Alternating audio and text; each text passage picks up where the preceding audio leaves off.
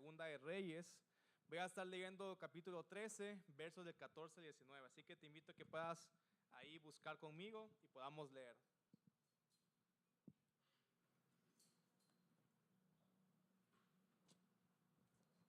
¿Estamos?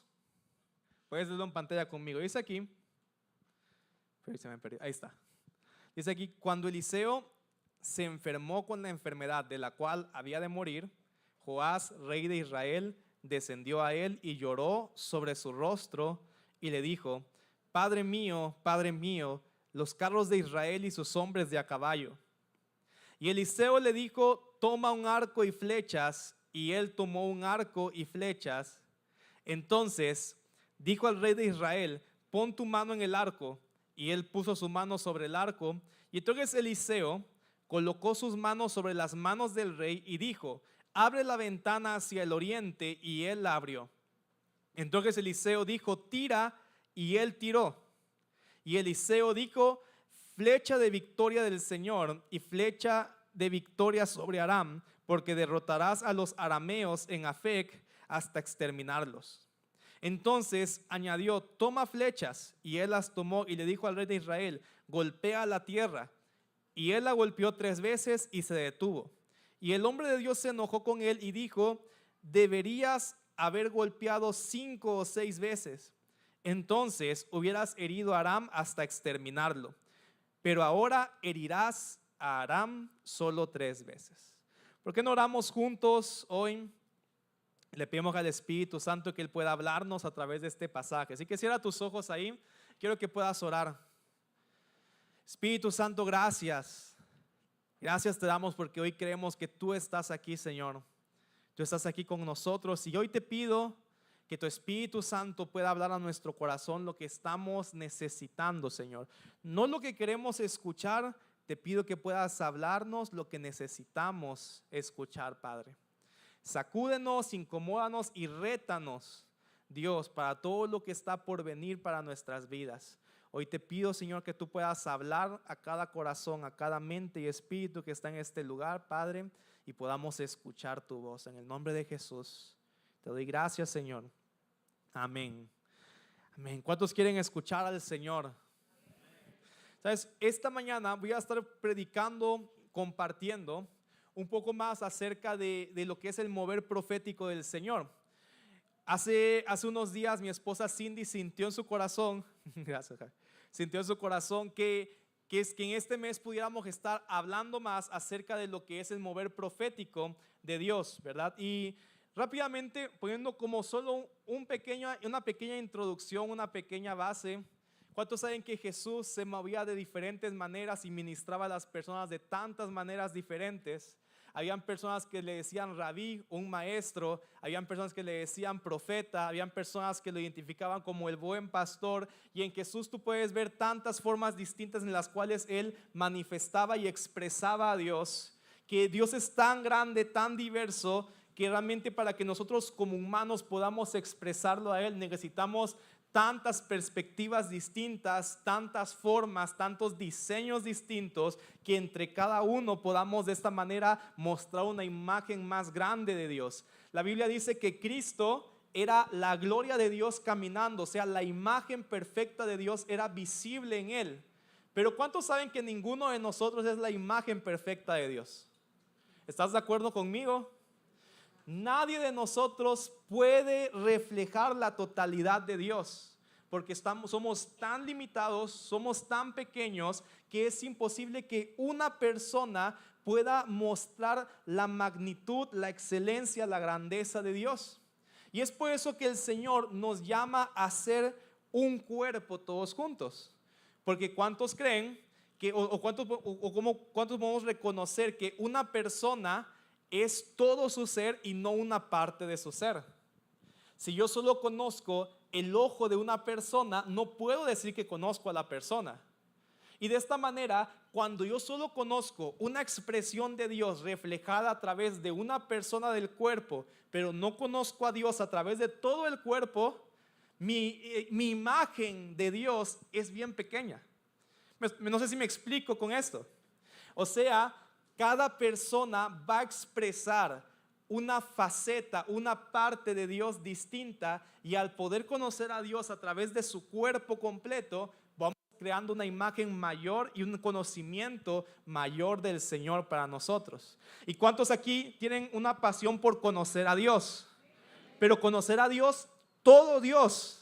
Eso significa que cada uno de nosotros necesitamos aprender a conocer a Dios a través de personas distintas, con estilos distintos, con gracias y dones distintos, porque solo así podremos conocer una expresión mayor de Dios. Si yo solo me caso, recibo, si yo solamente estoy deseando cierto tipo de predicación, cierto tipo de enseñanza, significa que no quiero conocer la totalidad de Dios.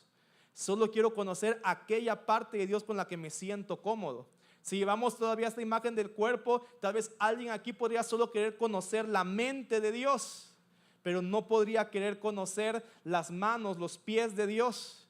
Y entonces, ¿qué sucede? Me limito y creo un ídolo diferente al Dios que verdaderamente se quiere manifestar y revelar a nosotros.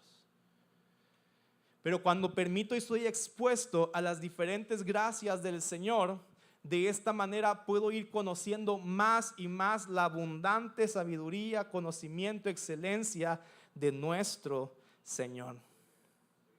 ¿Alguien quiere conocer más de Dios? Ahora, en la práctica esto significa que, mira, tal vez tú te vas a sentir más cómodo con ciertos predicadores, con ciertas enseñanzas, porque tal vez es un poco más parecido al diseño que Dios te dio, que solo expresa una parte chiquitita de Dios.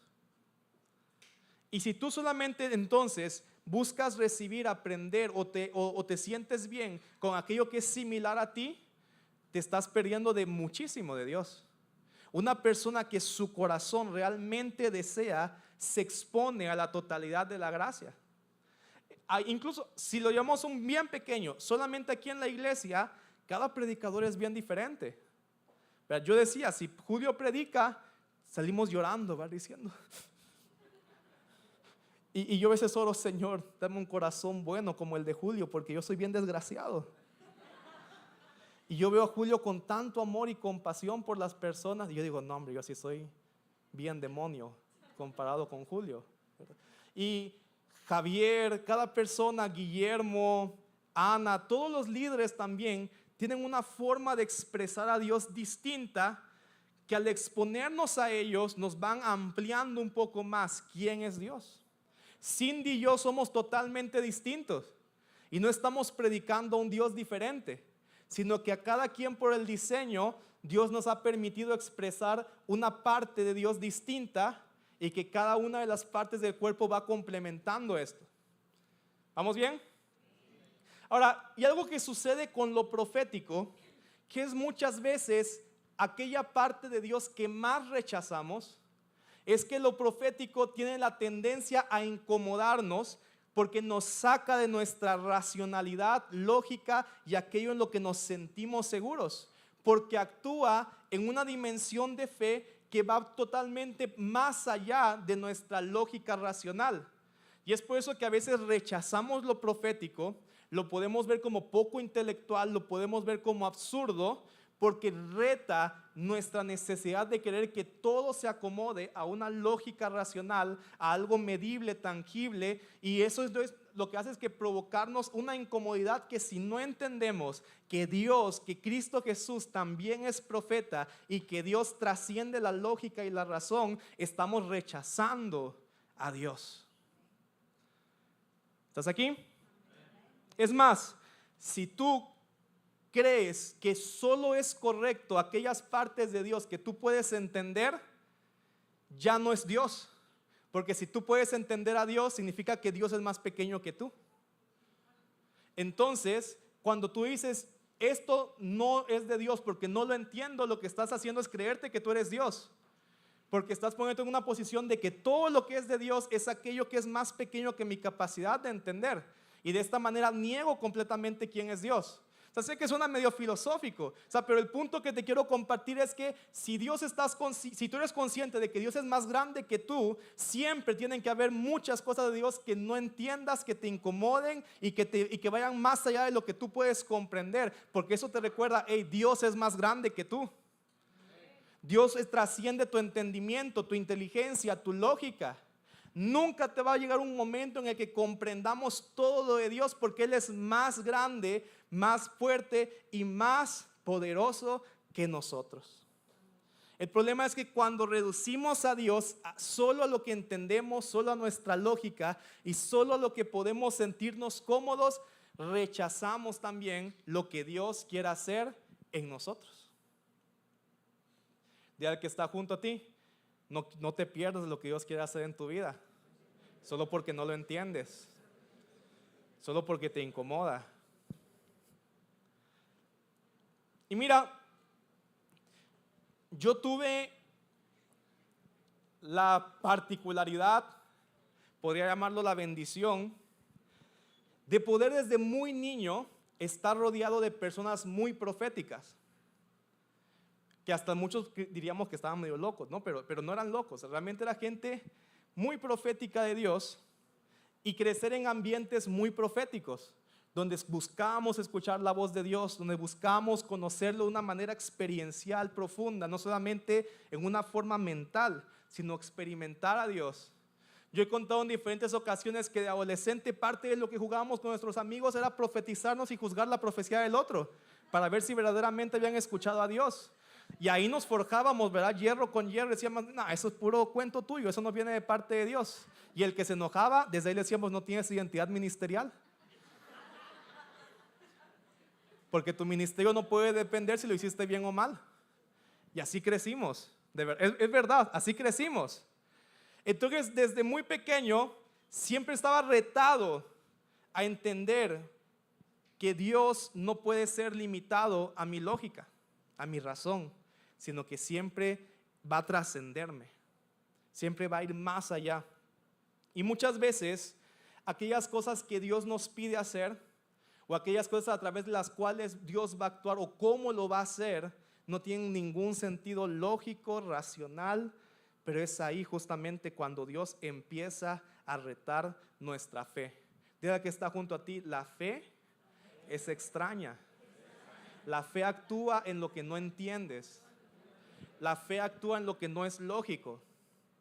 Porque mira, es lógico que si yo suelto esta libreta, va a caer al suelo, ¿verdad?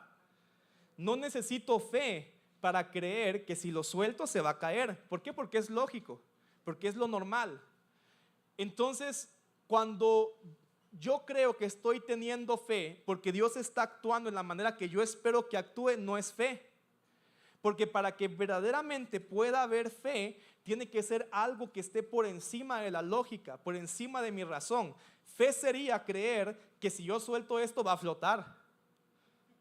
¿Quieren que flote? No va a flotar. O sea, pero el punto es, solo puedo tener fe cuando algo no entiendo, cuando no hay lógica en esto. Personas que han pasado por una situación de mucho dolor y le preguntan, Señor, pero ¿por qué sucedió esto? No entiendo. Ahí es donde se puede ver si hay fe realmente. Porque estás en un punto donde ya no hay lógica, no hay razón, trasciende tu entendimiento, y es ahí donde verdaderamente puedo ver si hay una fe profunda. Cuando todo está normal y cómodo, es bien sencillo decir que tengo fe. Cuando no entiendo nada, no tiene sentido las cosas que están pasando, no hay razón de ser, ahí es cuando puedo empezar a tener verdadera fe en Dios. La fe es bien extraña. Y mira, en esta historia que estamos leyendo, yo seleccioné este pasaje porque yo soy alguien que lucha mucho cuando no entiendo la lógica racional de Dios y tiendo a rechazarlo.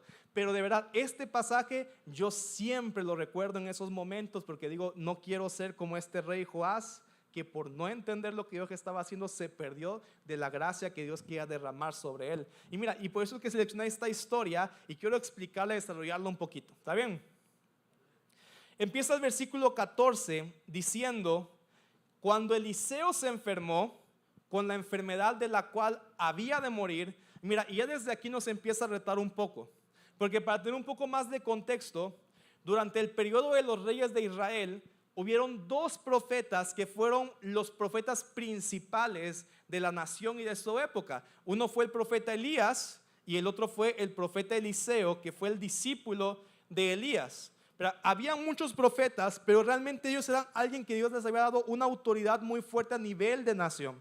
Elías, por ejemplo, fue alguien que retó a los reyes, fue alguien que retó a los profetas de Baal y llevó al reino de Dios, al reino de Israel, perdón, a poder sacar sus ídolos para adorar al Señor. Y era tan natural para ellos ver milagros, ver sanidades, ver resurrecciones, escuchar la voz de Dios, que de repente tú te das cuenta que es extraño cuando Eliseo, aquel hombre que Dios usó para sanar a tantos, para proveer sobrenaturalmente a una viuda que no tenía nada para comer, para ver resurrecciones de muertos, entra de repente en una enfermedad de muerte. Y ahí uno podría pensar cómo Dios, si usó a Eliseo para sanar y resucitar a tantos, no podía sanarse a él mismo. Podría parecer lo lógico, lo evidente, pero te das cuenta que Eliseo incluso nunca entra en una situación de pensar, Dios, ¿por qué me metiste en esto? Sino que aún en su lecho de muerte, él seguía activo escuchando la voz de Dios y dirigiendo a Israel en lo que Dios le estaba diciendo. El rey Joás dice que él, cuando supo que Eliseo estaba enfermo y que estaba a punto de morir, llega a su lecho de muerte y empieza a llorar y se posa sobre él y empieza a llorar y le dice, empieza a llorar y le dice, Padre mío, carro de Israel y sus hombres de a caballo. Y mira, esta frase que él usa es justamente la forma en la que anteriormente Eliseo se refería a Elías. Porque Elías era su maestro, él era el discípulo de Elías, y una forma en la cual Eliseo se refería a Elías era justamente así, Padre mío, carro de Israel y sus hombres de a caballo. Y representaba mucho de reconocer la autoridad que había sobre Elías como una figura espiritual que representaba el gobierno de Dios en el pueblo de Israel. Entonces, cuando Joás llega y habla a Eliseo con estas mismas palabras y le dice, Padre mío, carro de Israel, su gente de a caballo, él está reconociendo también que sobre Eliseo había una gracia especial que Dios le dio proféticamente para poder reflejar el gobierno espiritual de Dios detrás de lo que los ojos naturales estaban viendo. O sea, Joás reconocía que aunque él era la figura de autoridad como rey en el plano físico, él necesitaba también escuchar al Señor a través de Eliseo para poder comprender lo que Dios estaba haciendo detrás de lo que sus sentidos naturales estaban haciendo. Porque ¿cuántos saben que nosotros no somos guiados ni gobernados solamente por lo que vemos, sino que tenemos que aprender a escuchar a Dios que nos muestra lo que no estamos viendo?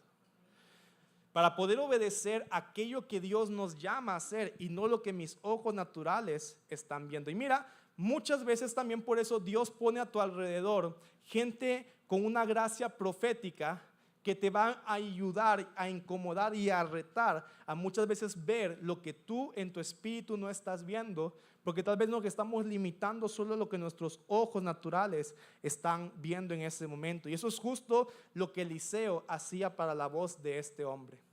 Eliseo estaba en su lecho de muerte, pero seguía escuchando la voz de Dios como nunca. Y mira, y es tan loco que incluso el siguiente pasaje nos dice que cuando Eliseo se muere, lo entierran y de repente cae un muerto sobre su tumba y la unción estaba ahí que pum, resucita ese muerto. Porque era tanto lo que el Señor había depositado sobre este hombre. Pero mira, sigamos leyendo. Dice el verso 15 que Joás viene con este hombre y empieza a llorar. Y Eliseo, en vez de llorar con él, dice que toma un arco y flechas. Y él, dice, tomó arco y flecha. Entonces le dijo al rey de Israel, pon tu mano en el arco. Y él puso su mano sobre el arco. Y entonces Eliseo colocó sus manos sobre las manos del rey y le dijo, abre la ventana hacia el oriente. Y él abrió. Entonces Eliseo le dijo, tira. Y él tiró. Y Eliseo dijo, flecha de victoria del Señor y flecha de victoria sobre Aram, porque derrotarás a los arameos en Afec hasta exterminarlos. Ahora, quiero que te empieces a dar cuenta que esto que estamos leyendo es rarísimo y no tiene ningún sentido. Joás llega y empieza a llorar con Eliseo. Eliseo, no te mueras, te voy a extrañar, ¿qué vamos a hacer ahora sin ti? Pero Eliseo ahí en su enfermedad empieza a profetizar. Pero ¿cuántos saben que tú puedes estar enfermo a veces y puedes seguir orando por los enfermos y Dios puede sanar a otros? Tú puedes estar pasando por momentos de angustia, mucha tribulación, y a Dios no le importa eso y aún puede usarte en ese momento para traer paz y gozo a las personas. No podemos limitar con nuestra condición la unción que Dios quiere hacer fluir a través de nuestras vidas. Al Señor no le importa nuestra situación porque solamente somos el vaso a través del cual va a derramar su gracia. Y por eso, sin importar en qué condición estoy hoy, puedo tener fe de que Dios puede usar mi vida para hacer lo que Él quiera hacer en la vida de otros. A Él no le importó que Eliseo estuviera enfermo, casi muerto. Él dijo, voy a usar la vida de Eliseo para profetizarle a este rey. Entonces te decía, este pasaje de aquí es bien extraño porque de repente Eliseo entra como en su modo profeta loco y le dice al rey, rey, toma un arco y flechas. ¿Y qué hizo el rey? Tomó el arco y las flechas. Miren qué buen me consiguieron el arco de Legolas, pero vamos a decir el arco de Eliseo para que sea más cristiano, ¿eh? Le dice el rey a Joás, pon tu mano en el arco. Y él, ¿qué hizo? Puso su mano sobre el arco. Le dijo, abre la ventana. ¿Y qué hizo el rey? Quiero que vayas viendo un poquito la mecánica de lo que está pasando aquí. Hay algo en lo profético que sucede que se trata de escuchar, obedecer, escuchar, obedecer, escuchar, obedecer. Eliseo le dice, toma el arco, el rey toma el arco, toma la flecha, el rey toma la flecha. Abre la ventana y el rey abrió la ventana.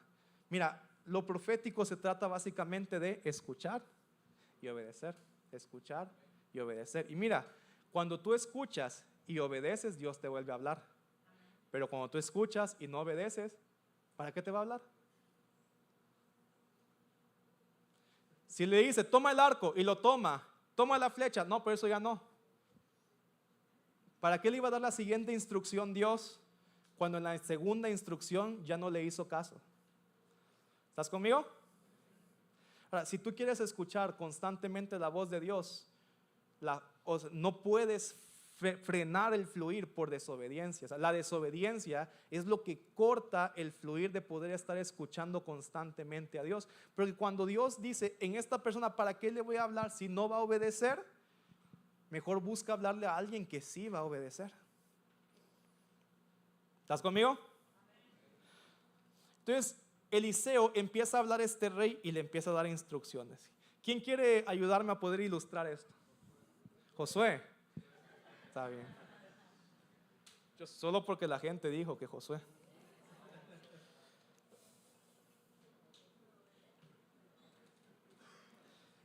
Mira. ¿Ah? Dice, Eliseo le dijo, toma un arco y flechas, y él tomó el arco y flechas. Entonces él puso su mano sobre el arco, y Eliseo colocó su mano sobre la mano del rey y le dijo, abre la ventana hacia el oriente, y él abre la ventana. Entonces Eliseo le dijo, tira, y él tiró. Si quieres aquí.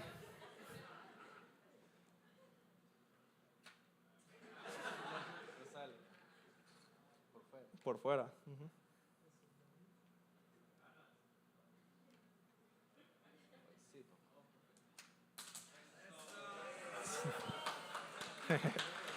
Y Eliseo le dijo, flecha de victoria del Señor y flecha de victoria sobre Aram, porque derrotarás a los arameos en Afec hasta exterminarlos. Si quieres ahorita regresas, solo ve por la flecha y ahorita regresas. Y mira, aquí quiero empezar a hablar de algo tan importante. Este rey, ahorita te llamo. No, llévatelo. Este rey estaba en una situación de conflicto y de guerra, y probablemente lo que él esperaba que Dios respondiera para el conflicto que él tenía era, no sé, que le multiplicara a los soldados, que le diera armamento, que le diera una estrategia de guerra en la cual podrían vencer. Pero Dios decidió usar algo que no tenía ninguna lógica y razón para ser el medio a través del cual desataría la victoria sobre este rey. Este rey simplemente, para poder ver la victoria de Dios, tenía que agarrar una flecha, abrir una ventana, tirar la flecha por la ventana, y cuando lanza la flecha de la ventana, Eliseo le dice: esa es la flecha de la victoria del Señor y la flecha de la victoria sobre Aram, porque derrotarás a los arameos en Afec hasta exterminarlos. O sea, ¿qué es lo que te quiero decir? ¿Cuántos de ustedes están preguntándole al Señor por algún problema que están teniendo, una situación, una respuesta? Tal vez tú estás esperando que Dios te dé una estrategia. Tal vez tú estás esperando que Dios te dé una directriz muy específica, muy clara. Y a veces Dios te va a pedir hacer algo que tú dices: ¿qué es esta locura que no tiene nada que ver? Te voy a contar una historia. Yo te digo, yo siempre he crecido alrededor de gente muy profética, ¿verdad? Hubo una temporada en mi vida, en la vida de Cindy, que como familia estábamos pasando por un momento muy, muy difícil. Mucha enfermedad, opresión, persecución. A cada rato era como que nos querían matar. O sea, era algo bien, bien pesado espiritualmente. Entonces fuimos nosotros a hablar con nuestros pastores, y mi pastora, que es una profeta del Señor, una autoridad profética para mi vida, y que aún muchos pastores en la nación la reconocen como una voz profética para Honduras, nos da una instrucción que, mira, yo me fui, creo que hasta enojado, y como que porque estábamos contando todo lo que estábamos viviendo, y ella me dice: ¿sabes qué? Vas a tomar vino y lo vas a derramar alrededor de tu casa, y vas a orar que el enemigo no puede entrar a tu casa, y algo va a suceder ahí. Entonces yo dije, como, esa es la solución de verdad a todo lo que yo he estado pasando por meses ahí: agarrar vino y tirarlo en la casa, y eso va a ser lo que Dios haga. Y mira, y de verdad yo entré en un punto que decía que no tiene sentido, pero nuevamente, ¿cuántos han visto que Dios obra en cosas sin sentido? Había un hombre enfermo, y el Señor le dice, y a través del profeta, ni siquiera el profeta mismo, su siervo le dice: vas a irte a meter a ese charco, y te vas a meter 7 veces, y a la 7ª vez vas a salir limpio y sin enfermedad. Y el mismo rey dijo: de tantos lagos tan hermosos que tengo, me mandan al charco más sucio, más feo. ¿Qué sentido tiene? Y al que está junto, ¿qué sentido tiene? Ninguno. No tiene ninguna lógica, no tiene ninguna razón. Simplemente fue la forma en la cual Dios quería probar la fe de ese hombre, para que la fe se activara a través de ese acto, y entonces Dios respondiera a la fe. Cuando Josué fue enviado para conquistar la tierra de Canaán, el Señor lo que le dice es: esa es la forma en la que vas a ganar esta batalla. Da 7 vueltas alrededor, y a la 7ª vuelta todos van a gritar y los muros van a caer. ¿Tiene sentido? Nada tiene sentido. No es lógico, no tiene ningún sentido. Pero Dios decidió que de esa manera iba a probar su fe, y al activar su fe iba a responder a lo que ellos estaban haciendo. Entonces, bueno, yo dije, bueno, la verdad ni entiendo, hasta me ofende que me pongan a hacer esto, pero vamos a obedecer, ¿verdad? Entonces ahí voy al súper, y mira, ahí fue mi primer como dificultad, porque yo estaba en el súper buscando el vino con el cual iba a hacer eso, y yo vi uno que decía Casillero del Diablo. Entonces yo decía, no sé si este vino va a traer más al diablo o realmente lo va a espantar de la casa. Entonces, bueno, ese no. Busqué otro vino más cristiano por ahí, y ya fuimos, ¿verdad? Y yo luego decía, ok, ¿y ahora qué hago? Porque si mis vecinos me andan viendo tirando vino ahí alrededor de la casa, van a decir que soy brujo, no que soy... Tal vez a las 3 de la mañana que todos que están dormidos. Y mira, y hasta un vecino se dio cuenta, y un día me dijo: vecino, ¿y qué es lo que anda usted tirando ahí en el patio? Y yo le digo, no, es brea para que los gatos no vengan aquí a hacer sus necesidades, le digo. Pero bueno, ahí fuimos y estuvimos haciendo eso.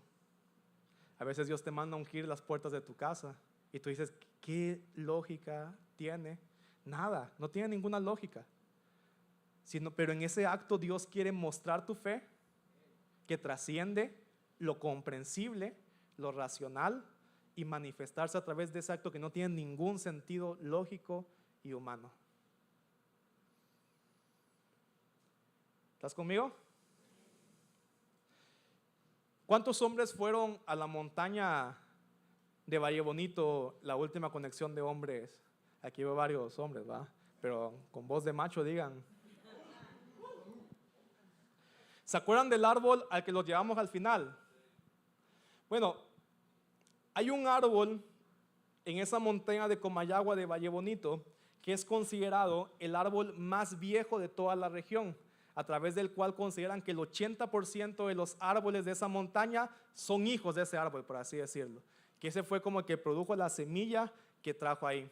Y ese árbol tiene una particularidad que en sus raíces forma como unos espacios donde se pueden meter cosas.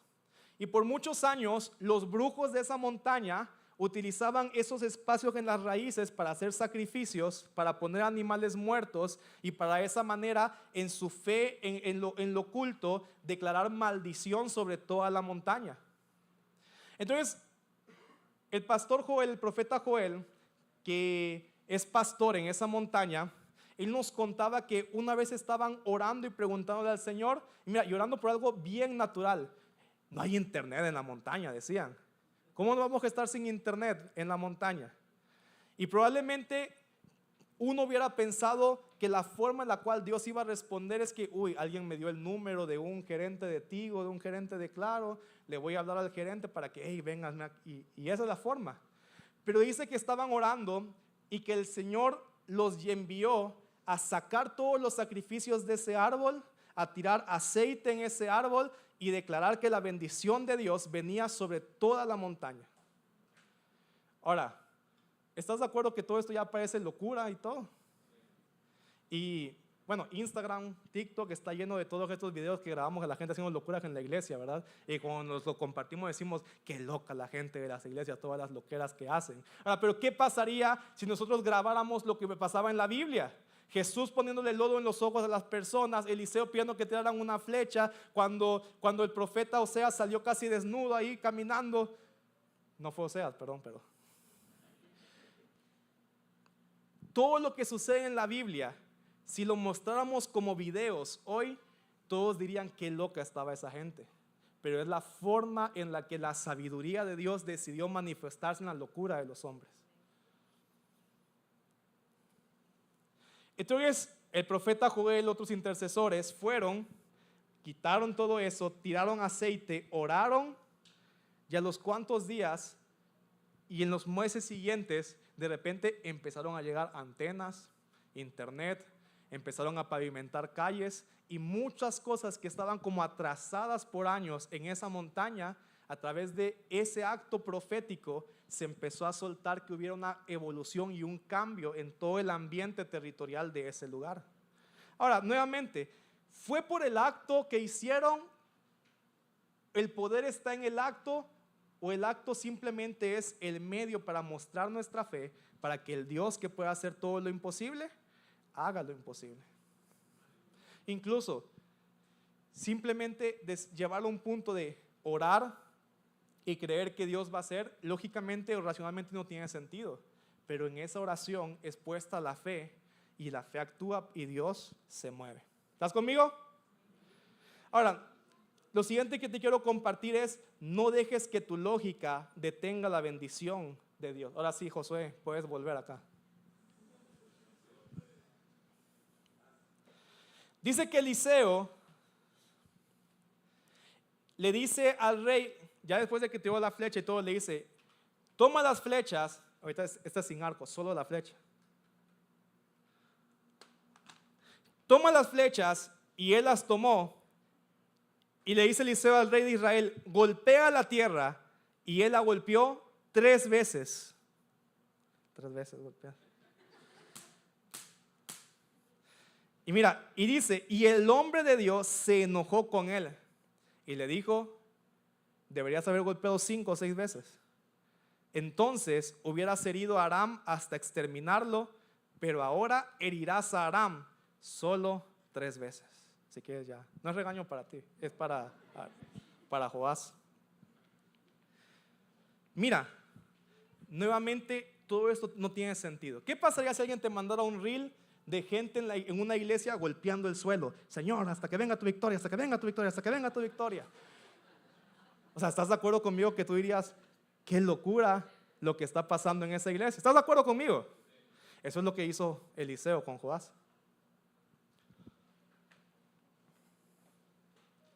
Y él le dice, si tú hubieras golpeado con fe más veces, que en ese acto pareciera que ninguna trascendencia tendría con la guerra que estabas enfrentando, Dios hubiera actuado tantas veces como hubieras golpeado la tierra.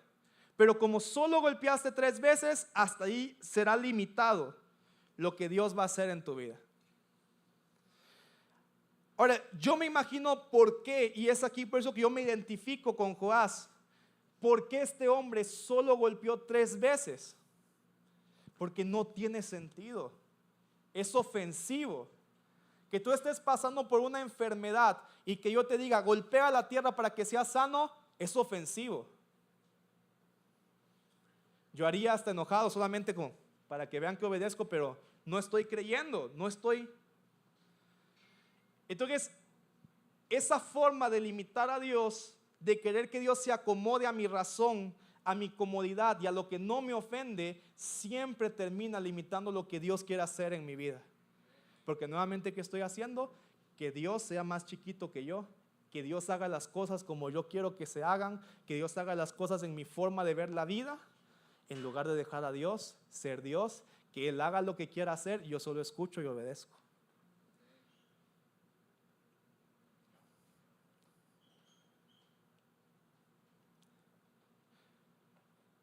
Yo quiero preguntarte, ¿cuántas veces has dejado de hacer cosas que Dios te mandó a hacer porque no tenían ninguna lógica, razón, no tenían sentido?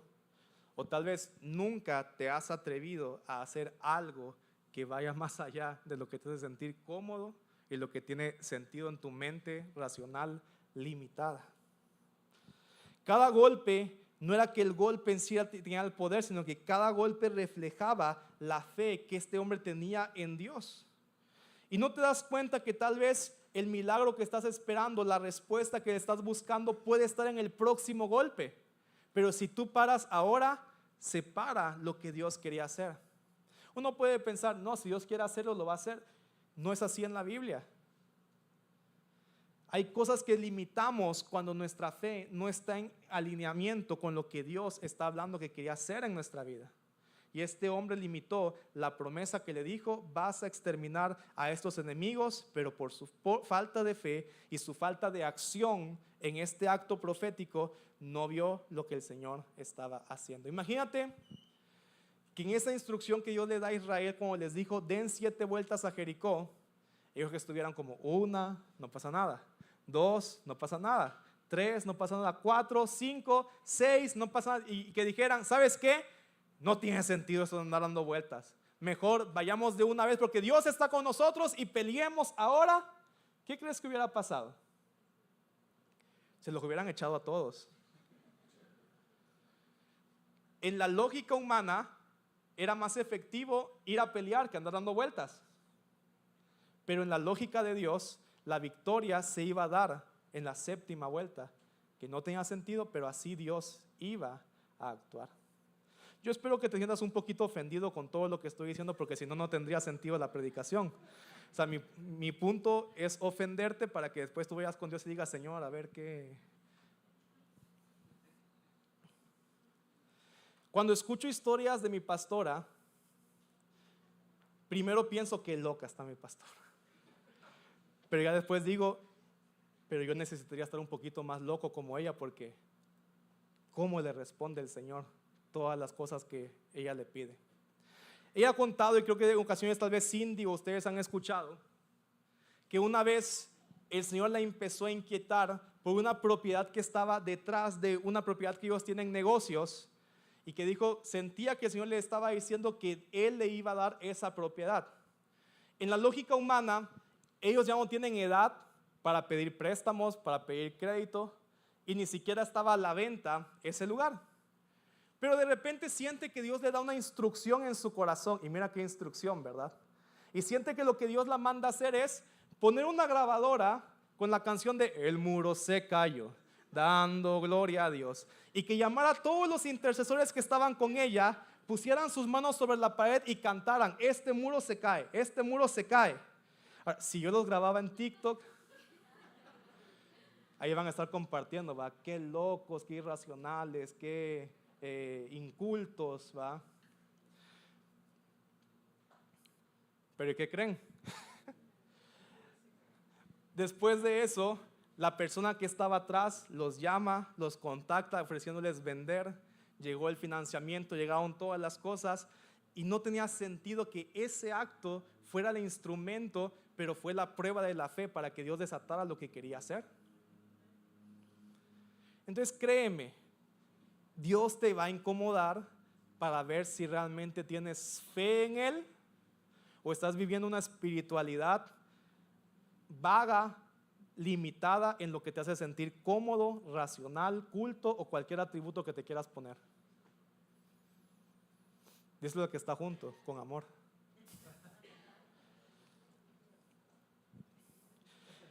Yo he aprendido algo, que Dios casi nunca va a actuar como yo espero que Él actúe.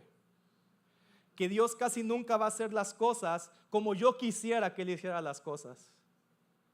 Que a veces más bien me va a poner en ridículo, me va a humillar. Y en esa humillación y en ese ridículo, Él usa la locura para traer su poder sobre nuestras vidas. ¿Sabes? En 1 Corintios 1, el apóstol Pablo lleva todo este principio a algo más trascendental que una respuesta a una petición, que una guerra. Él lleva esto a nuestra propia salvación. Quiero leerte lo que está en 1 Corintios 1. Perdón, que no lo tenía guardado.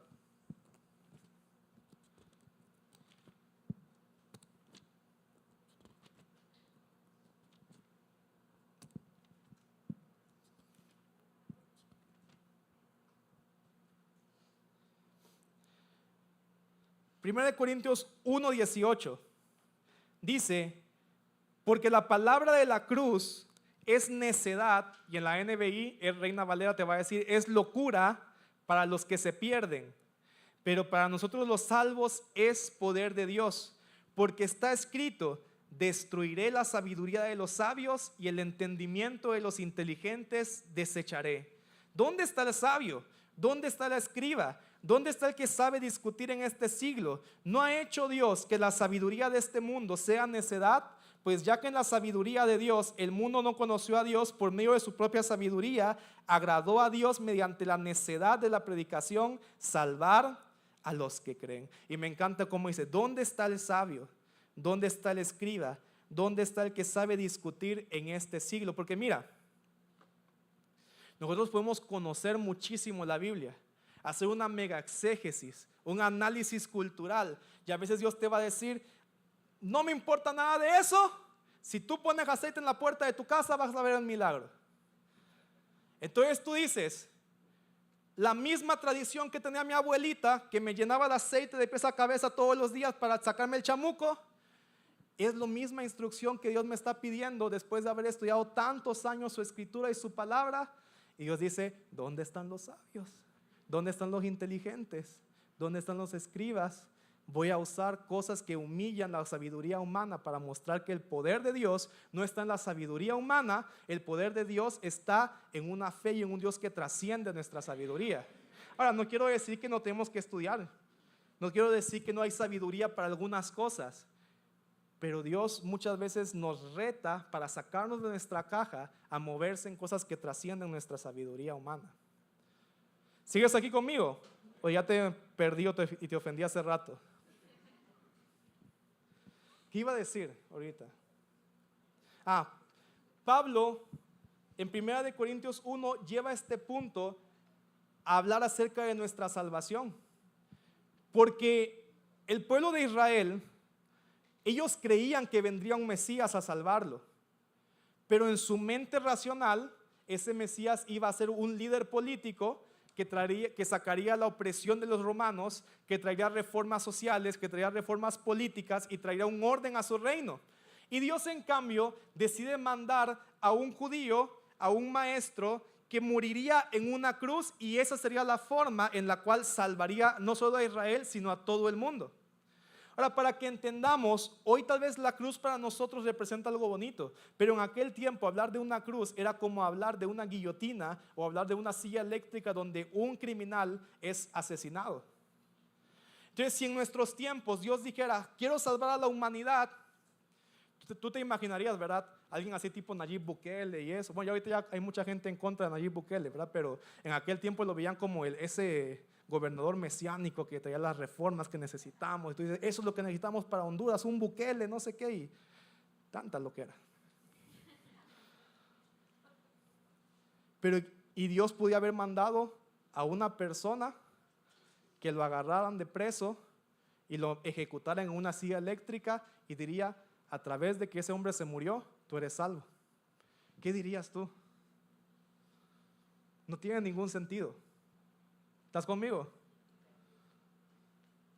Pero en ese acto sin sentido, Dios trascendió la sabiduría humana y trajo la salvación para este mundo. Cristo Jesús hizo lo que nadie se imaginaba. Cristo Jesús hizo lo que nadie esperaba. Nos salvó en la forma que no esperábamos. Nos salvó en la forma que el pueblo de Israel no identificaba. Y a través de su sacrificio todos podemos recibir salvación y una relación con el Señor. Por eso créeme que en todas las cosas Dios siempre nos va a sorprender de cómo quiere actuar en nuestras vidas. Tengo que tener la humildad para simplemente escucharlo y obedecerlo a la manera que Él quiere y a la manera que Él decide que va a hacerlo. Ahora, para ir cerrando, un error que a veces se comete cuando hablamos acerca de lo profético es convertir esta gracia de Dios en fórmulas, en liturgias o imágenes que nada tienen que ver con lo profético. ¿De qué quiero decir con esto? A veces cuando uno está acostumbrado a estar rodeado de una cultura profética, que a veces la gente más profética como que le llegan cosas así simbólicas, ¿verdad? Un manto, un aceite, un vino, un sal y todas estas ondas.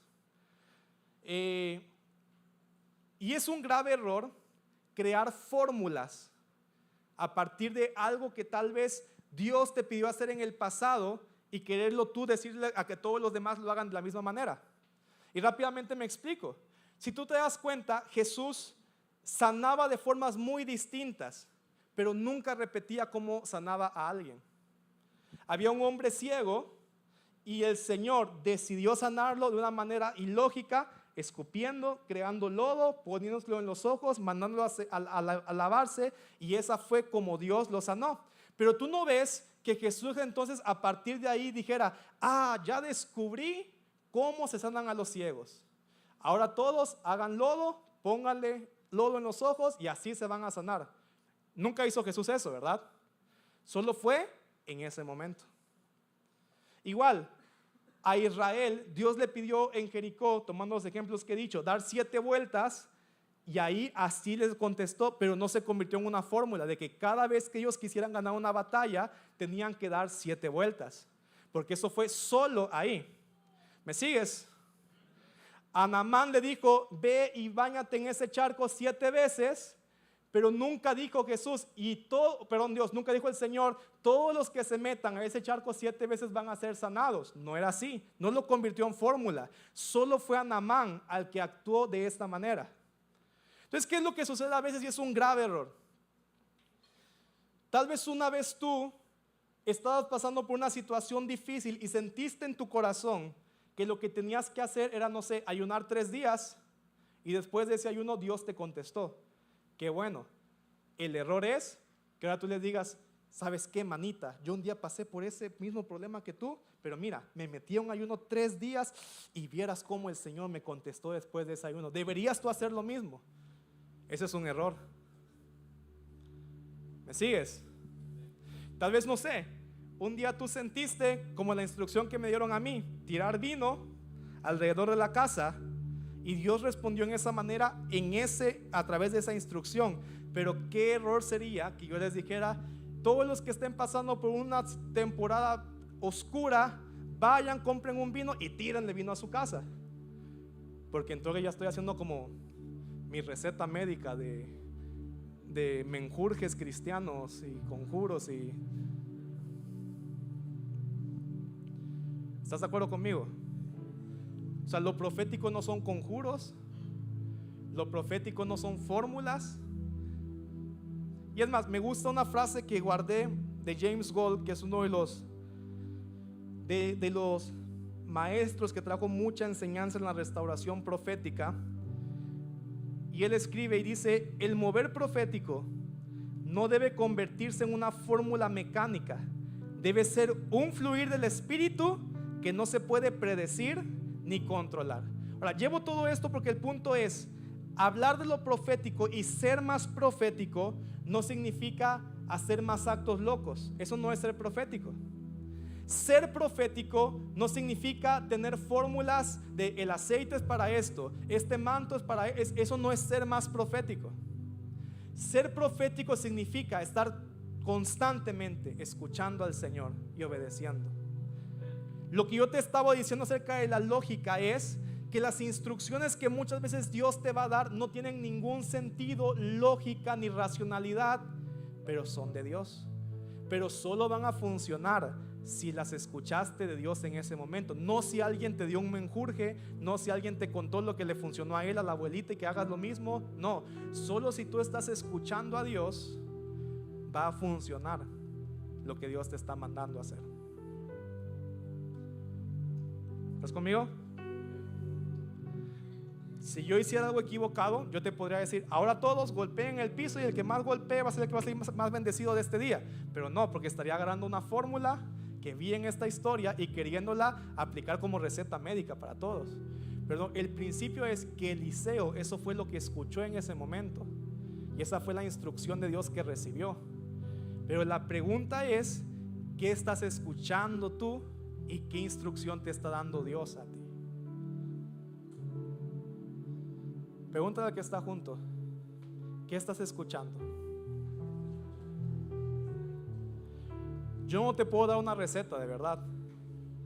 Haz 3 oraciones al día, súmale 2 ayunos por semana. O sea, no, yo lo que quiero es que tú puedas creer, que tú puedes ir a la presencia de Dios, exponer al Señor tu situación y estar escuchando y pendiente de obedecer lo que Él ponga en tu corazón. Ahora, a veces Dios no te va a hablar inmediatamente. Yo hay cosas que llevo meses preguntándole al Señor, tal vez cosas años, y no tengo ni idea todavía. Pero ser profético es estar ahí, buscando, escuchando, esperando, y que cuando escuches algo, aunque no tenga sentido, obedeces. Y después de obedecer vas a ver la victoria de Dios. Miren, yo sé que me he estado extendiendo un montón de tiempo, pero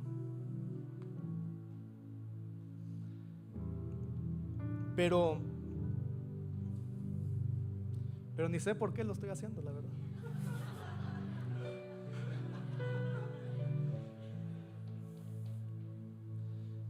Pero mira, el año pasado estuve en Argentina y estuvimos haciendo un entrenamiento profético a muchas personas. Eran como 400 personas que estaban siendo entrenadas para poder escuchar mejor la voz de Dios, poder interceder mejor.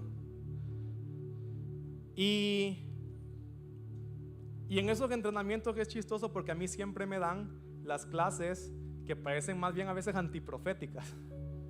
¿Cómo juzgar la profecía? ¿Verdad? ¿Qué cosas no debes hacer que son incorrectas en lo profético? Ahí me ponen como esas clases porque dicen, vamos a darle al más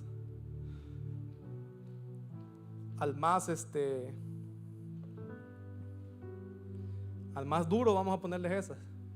Al que a veces le cuesta más dejarse llevar por el Espíritu, y por eso me ponen a mí. Y a mi pastora le encanta que como la gente ve y dice, mira, ese se ve como que es el menos loco de todos.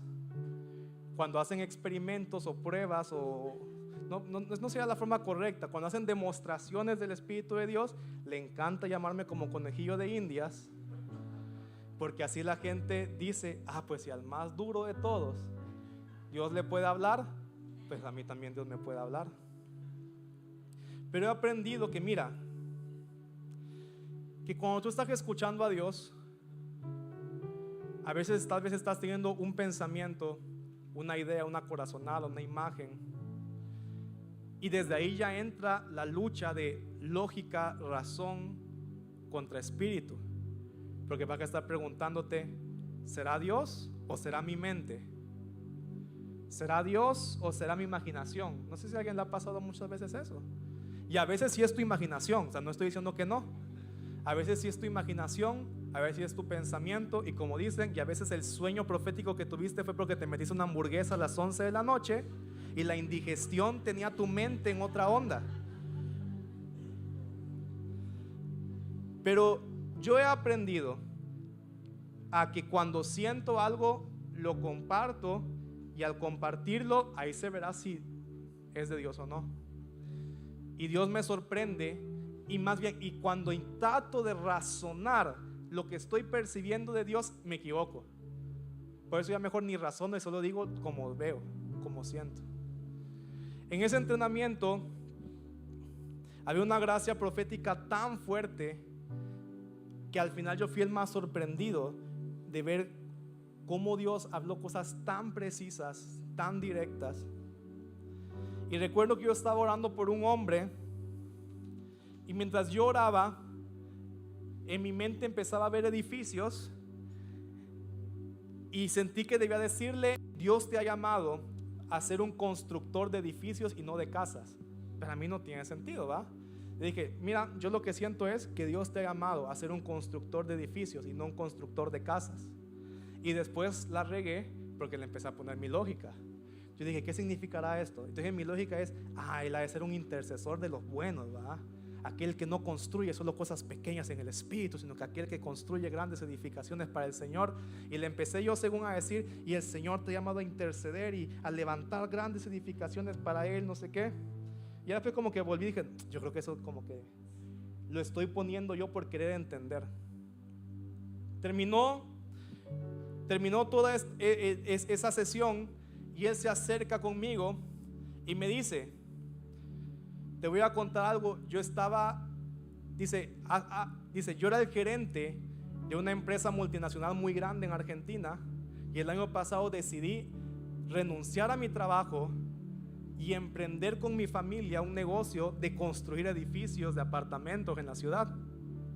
Ya construimos uno, dice, pero nos ha estado costando trabajo, y yo estaba preguntándole a Dios si debía seguir en este rubro.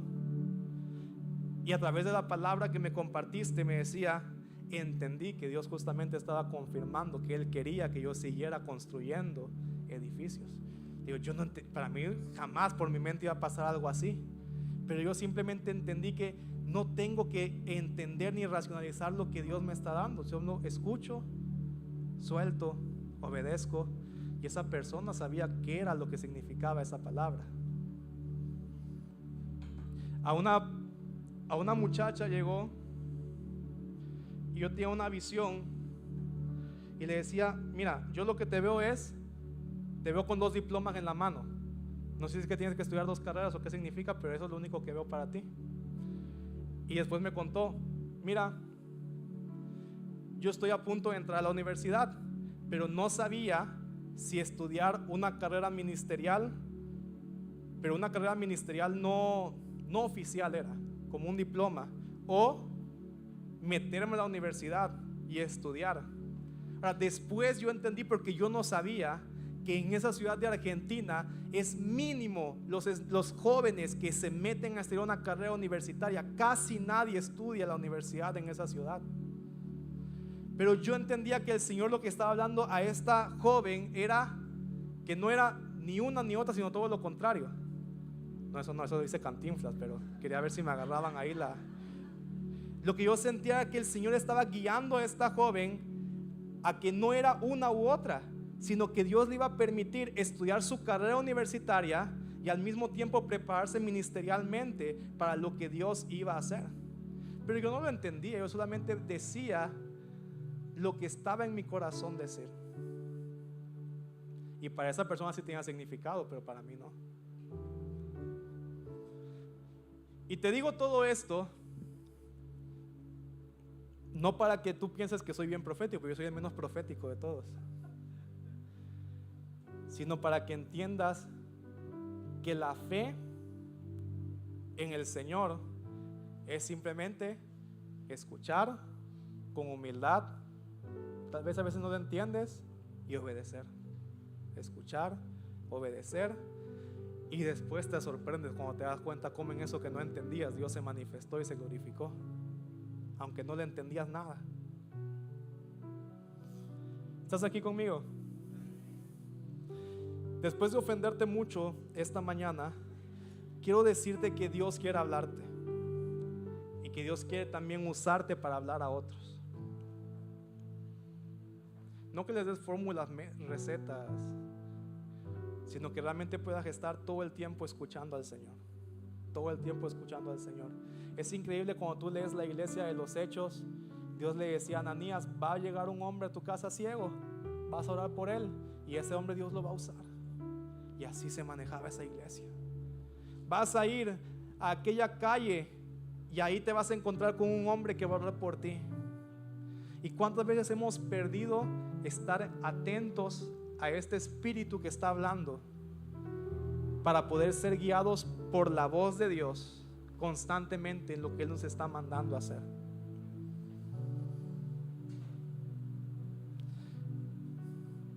Es más ilógico, ¿verdad?, que solo dar principios y enseñanzas, pero eso es lo que Dios quiere llevarte. Y no por eso niegas la otra parte. Creo yo que puedo modelar un poco más el estudiar la palabra del Señor que la parte profética, pero he aprendido que una cosa no niega la otra, sino que necesito las dos para que Dios haga lo que Él quiera hacer a través de mi vida.